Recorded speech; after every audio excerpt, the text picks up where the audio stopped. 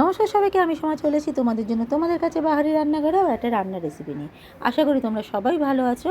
আমরা তো সাধারণত ডিম ভুজিয়া খাই, কিন্তু আজকে আমি তোমাদের জন্য নিয়ে এসেছি ছানা দিয়ে ভুজিয়া করব। তো ছানা দিয়ে ভুজিয়াটা আমি কীভাবে করবো তার জন্য তো সম্পূর্ণ ভিডিওটা আমার দেখতে হবে। দেখো, আমি এখানে 500 গ্রাম দুধ দিয়ে আমি ছানা কাটিয়ে রেখেছি। 2 চামচ ভিনিগার দিয়ে তোমরা এটা লেবুর রস দিয়ে তোমরা ছানাটা কাটিয়ে রাখতে পারো। আর আমি এটা ছানাটা দিয়ে দেখো ছেঁকে অল্প একটু জল শুধু ছানাটা রেখেছি। আর এই ছানার ভুজিয়াতে দেওয়ার জন্য আমি এখানে একটু সবজি নিয়েছি কেটে, তার জন্য নিয়েছি কিছুটা গাজর, নিয়েছি টমেটো, আর নিয়েছি ক্যাপসিকাম কুচানো, আর নিয়েছি এখানে দেখো ধনেপাতা কুচি কিছুটা, আর নিয়েছি এখানে একটা ম্যাগি মশলা। তো চলো প্রথমে রান্নাটা শুরু করা যাক। এদিকে গ্যাস জ্বালিয়ে আমি ফ্রাই প্যান বসিয়ে দিয়েছি, দিয়ে দিয়েছি একটু সাদা তেল। তেলটা গরম হয়ে এলে পরে এর মধ্যে একটু সবজিগুলো আমি দিয়ে দেবো গাজর কুচানোটা।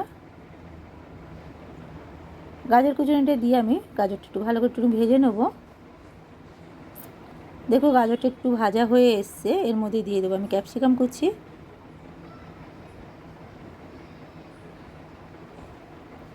দিয়ে দেবো সামান্য একটু নুন। ক্যাপসিকামটা একটু নরম হয়ে এলে পরে এর মধ্যে দিয়ে দেবো আমি টমেটো কুচানোগুলো।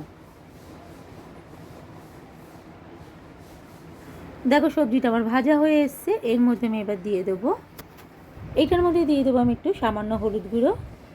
গ্যাসটা কমিয়ে একদম করব রান্নাটা। দিয়ে দেবো সামান্য একটু ঝাল লঙ্কার গুঁড়ো।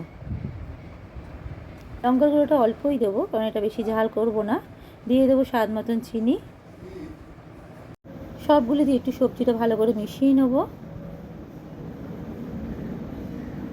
এর মধ্যে দিয়ে দেবো আমি যে ম্যাগির মশলাটা রেখেছিলাম কেটে, সম্পূর্ণ ম্যাগির মশলাটা দিয়ে দেবো ঢেলে। ম্যাগির মশলাটা দিয়ে আবার সবজিটা ভালো করে মিশাবো। দেখো মিশানো আমার হয়ে এসছে, তেলটাও ছেড়ে এসছে। এর মধ্যে দিয়ে দেবো আমি যে ছানা কেটে রেখেছিলাম সম্পূর্ণ ছানাটা, জল শুদ্ধই ছানাটা দেবো। ছানাটা দেখো সবজিটা দিয়ে ভালো করে আমি মিশিয়ে নিচ্ছি। এইভাবে মিশিয়ে নেবে তোমরা।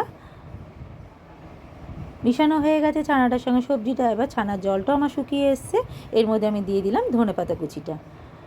ধনেপাতা কুচিটা দিয়ে ভালো করে নাড়াচাড়া করে নামিয়ে নিলে পরে, গ্যাস অফ করে নামিয়ে নিলে পরে রেডি হয়ে যাবে ছানা ভুজিয়া। এটা তোমরা ডিনারেতে রুটি পরোটার সঙ্গে পরিবেশন করতে পারো। দেখো রেডি করে নিয়ে চলেছি তোমাদের জন্য ছানা ভুজিয়া। আর আমার রেসিপিটা যদি ভালো লেগে থাকে আমার চ্যানেলটাকে সাবস্ক্রাইব করে দিও। ফেসবুক প্রোফাইল থেকে দেখলে পর পেজটাকে লাইক শেয়ার কমেন্ট করার অনুরোধ রইল। আবার আসবো তোমাদের কাছে তোমাদের জন্য নতুন কোনো রান্না নিয়ে, তোমাদের জন্য বাহারি রান্নাঘরে।